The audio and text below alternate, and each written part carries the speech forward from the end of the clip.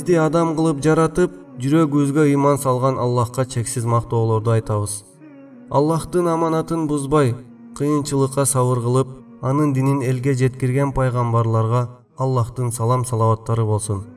Адам атабыз пайгамбар экендигинде ислам дининин аалымдары ар кандай ойду айтып келишет. Бирок бардык пайгамбарлардын окуясы Адам атабыздан кийин башталат. Ошондуктан биз Адам атабыздан баштап пайгамбарыбыз Мухаммад саллаллаху алейхи вассаламга чейин айтып бергенди туура көрдүк. Адам атабыздын окуясы Куранда эң биринчи айтылган окуя.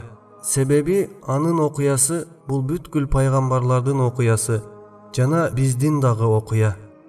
Жалпысынан жер жүзүнө 125 миңдей пайгамбар жөнөтүлгөн.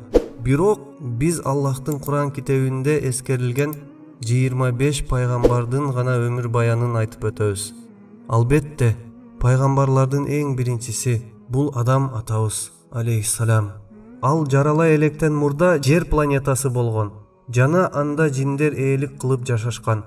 Алар дагы биз сыяктуу эле Аллахка ибадат кылууга буйрулган. Бирок алардын көпчүлүгү бузук иштерди кылышып, ыйман жолунан алыстап кетишкен. Ушул нерселердин баарын периштелер күбө болуп өз көздөрү менен көрүшкөн.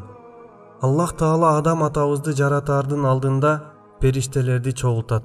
Чогултуп алып мындай деп айтат: мен адамдарды жаратам. Алар менин орун басарым болушат. Жердеги өкүмдөрдү аткарып, бири-бирине адилеттүү мамиле кылышат. Бирок адамдардын баарысы тең ыкластуу боло бербейт. Баарысы тең жалгыз Аллах Таалага сыйына бербейт. Баарысынын тең ыймандары бирдей боло бербейт. Бул тууралуу периштелер билишкен. Балким Аллах Таала аларга өзү кабар бергендир. Балким адамдарга чейин жер жүзүндө жашаган жиндердин абалдарын көргөндөн улам ушундай ойго келишкен.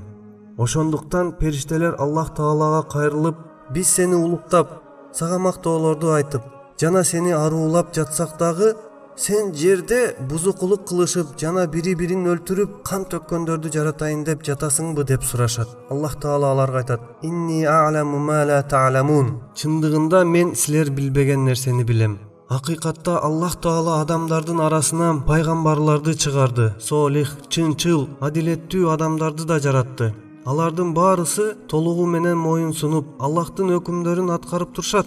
Жер жүзүндө болуп жаткан фитналар, шайтандын азгырыктары алардын ыймандарына жаман таасирин тийгизбейт. Алар андай фитна, андай азгырыктардан дайым алыс. Себеби аларды Аллах өзү тандап алган. Алар Аллахтын сүйүктүү пенделери. Аллах Таала каалаган пендесинин жүрөгүнө ыйман салат. Бул Аллахтын өзүнүн каалоосу. Аллах Таала Адам алейхиссаламга жаратылыштагы бүт маклуктардын атын үйрөтүп бүткөндөн кийин периштелерди чакырат.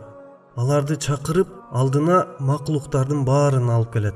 Анан периштелерге кайрылып мындай дейт: анбиуни би асмаи хаулаи ин кунтум содикин. Ушул маклуктардын атын атап чакыргылачы, эгер туура айтып жатсаңар. Эгер адамдар бузукулук жана кан төгүүдөн бөлөк эч нерсе билбейт деп ойлосоңор. Периштелер Аллах Таалага айтат: Субханака ла илма лана илля ма алламтана. Сен бизге үйрөткөн нерсени гана билебиз. Иннака антал алимул хаким. Чындыгында сен билүүчүсүң жана даанышман затсың. Андан кийин Аллах Таала Адам атабызга айтат: эй Адам, алардын аттарын атап чык, алдыңда турган маклуктардын баарысын тең атап чык дейт. Ал маклуктардын аттарын атап чыкканда Аллах Таала периштелерге кайрылып мындай дейт: алам акуллакум инни а'ламу гайбас самавати вал ард. Мен силерге ааламдагы жана жердеги жашыруу нерселердин баарын билем деп айтпадым беле? Ва а'ламу ма тубдун ва ма кунтум тактумун. Силердин ачыкта жана жашыруунда кылган иш-аракеттериңердин баарын билем деп айтпадым беле? Субханаллах. Аллах Таала адамга бүт нерсени баш ийдирип койду. Адам атабызды бүткүл адамдардын атасы кылып тандады. Мына ошентип Адам атабыздын окуясы башталды. Ва aqulu qawlu hadha wa astaghfirullah li wa lakum.